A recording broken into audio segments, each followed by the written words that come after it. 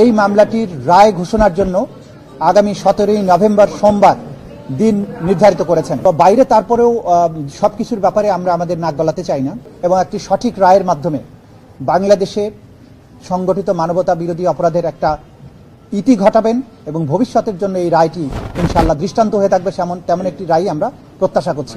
2/2025 সেই মামলাটির আজকে একটা নির্ধারিত তারিখ ছিল। শেখ হাসিনা, আসাদুজ্জামান খান কামাল এবং চৌধুরী আব্দুল আল মামুন তিনজন আসামির বিরুদ্ধে তাদের বিরুদ্ধে গত জুলাই এবং আগস্টে 2024 সালে বাংলাদেশে সংগঠিত যে ম্যাসাকার এবং মানবতা বিরোধী অপরাধ, সেই অপরাধের দায়ে তাদের বিরুদ্ধে এই মামলাটি করা হয়েছিল। দীর্ঘ পথ পরিক্রমা শেষে, সাক্ষ্য গ্রহণ শেষে, উভয় পক্ষের যুক্তিতর্ক শেষে সেই মামলাটি এখন রায়ের জন্য প্রস্তুত হয়েছে।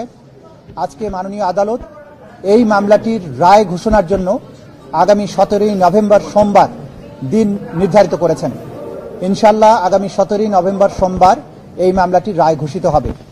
এই মামলাটি চূড়ান্ত পর্বে আসার পেছনে আমাদের প্রসিকিউশনের যে সমস্ত সদস্যবৃন্দ অক্লান্ত পরিশ্রম করেছেন, তাদের প্রতি আমাদের তদন্ত সংস্থার যে সমস্ত তদন্তকারী কর্মকর্তাবৃন্দ তারা অক্লান্ত পরিশ্রম করেছেন এটাকে একটা যথাযথ প্রক্রিয়ার মধ্যে নিয়ে আসার জন্য, তাদের প্রতি ভিকটিম পরিবার, সাক্ষী যারা দিয়েছেন, যারা নেপথ্যে কাজ করেছেন, সর্বোপরি বাংলাদেশের সাধারণ মানুষ যারা এই বিচার প্রক্রিয়ায় আমাদেরকে পেছনে থেকে সমর্থন করেছেন, সাহস জুগিয়েছেন, তথ্য দিয়েছেন এবং ধৈর্য ধরে আজকে এই মামলাটিকে রায়ের পর্যায় পর্যন্ত নিয়ে আসার ব্যাপারে ভূমিকা পালন করছেন, সেই গোটা জাতির প্রতি প্রসিকিউশনের পক্ষ থেকে আমাদের গভীর কৃতজ্ঞতা, শ্রদ্ধা এবং ভালোবাসা জানাচ্ছি।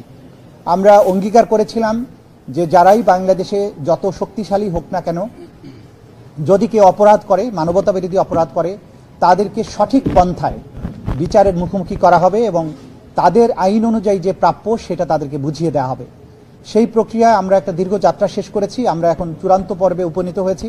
আশা করছি ইনশাআল্লাহ 17ই নভেম্বর আদালত তার সুবিবেচনা, তার প্রজ্ঞা প্রয়োগ করবেন এবং এই জাতির যে বিচারের জন্য আকাঙ্ক্ষা, যে তৃষ্ণা, সেটার প্রতি তারা সুবিচার করবেন এবং একটি সঠিক রায়ের মাধ্যমে বাংলাদেশে সংগঠিত মানবতা বিরোধী অপরাধের একটা ইতি ঘটাবেন এবং ভবিষ্যতের জন্য এই রায়টি ইনশাআল্লাহ দৃষ্টান্ত হয়ে থাকবে তেমন একটি রায় আমরা প্রত্যাশা করছি। আমরা এখন আর অতীতে বহুবার আপনাদের এই বিষয় নিয়ে কথা বলেছি, কি অভিযোগ ছিল।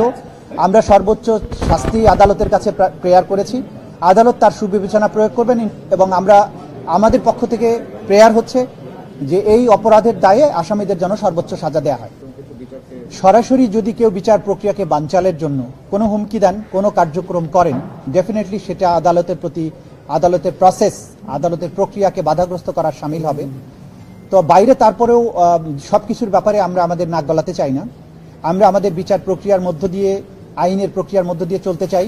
দেশে সরকার আছে, রাষ্ট্র আছে, জনগণ আছেন, তারা সবকিছু ভালো বোঝেন এবং যারা উস্কানি দেবেন, যারা সন্ত্রাস করার চেষ্টা করবেন, সেই ব্যাপারে আইন অনুযায়ী রাষ্ট্রের পক্ষ থেকে পদক্ষেপ গ্রহণ করা হচ্ছে, ভবিষ্যতেও হবে। আর যে জাতি ঐক্যবদ্ধ থাকে, জনগণ যখন জেগে থাকে, সেই দেশের ভাগ্য নিয়ে সেই দেশে নৈরাজ্য করার সাহস, শক্তি কারোরই কোনোদিন ছিল না, হবেও না। আমরা বাংলাদেশের জনগণের দেশপ্রেম, তাদের প্রজ্ঞা, তাদের ভালোবাসার প্রতি শ্রদ্ধাশীল।